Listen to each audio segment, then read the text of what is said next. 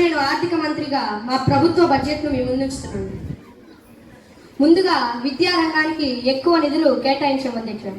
ప్రతి విద్యార్థికి మంచి పాఠశాల, మెరుగైన తరగతి గదులు, ల్యాబ్లు, డిజిటల్ లెర్నింగ్ అందేలా చర్యలు తీసుకుంటున్నాం అధ్యక్ష. రెండవది, ఆరోగ్య రంగంపై ప్రత్యేక దృష్టి పెట్టాం. ప్రభుత్వ ఆసుపత్రుల్లో డాక్టర్లు, నర్సులు, మందులు సరిపడా ఉండేలా నిధులు పెంచుతున్నాం అధ్యక్ష. ముఖ్యంగా పేద కుటుంబాలకు మంచి వైద్యం అందేలా చేస్తాం అధ్యక్ష. మూడవది, రాష్ట్ర రైతులు బలపడేందుకు పంట బీమా, నీటి సౌకర్య, కనీస మద్దతుల ధరల ద్వారా రైతులకు రక్షణ కల్పిస్తాం అధ్యక్ష.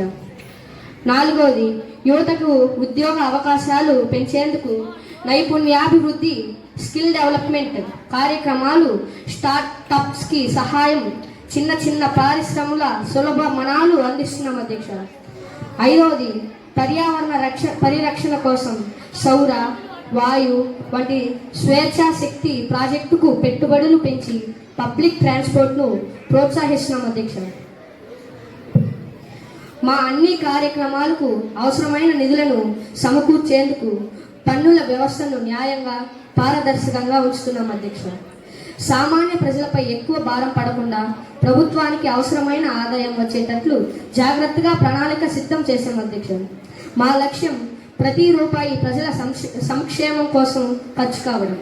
ప్రతి పిల్లవాడు మంచి విద్య, మంచి ఆరోగ్యం, మంచి భవిష్యత్తు పొందడం. ఈ బడ్జెట్ ద్వారా గ్రామాలు, పట్టణాలు అభివృద్ధి చెందేలా, ధనవంతులు, పేదవారు అందరూ ముందుకు వెళ్ళేలా సమగ్ర అభివృద్ధి మా లక్ష్యం. ధన్యవాదాలు అధ్యక్ష.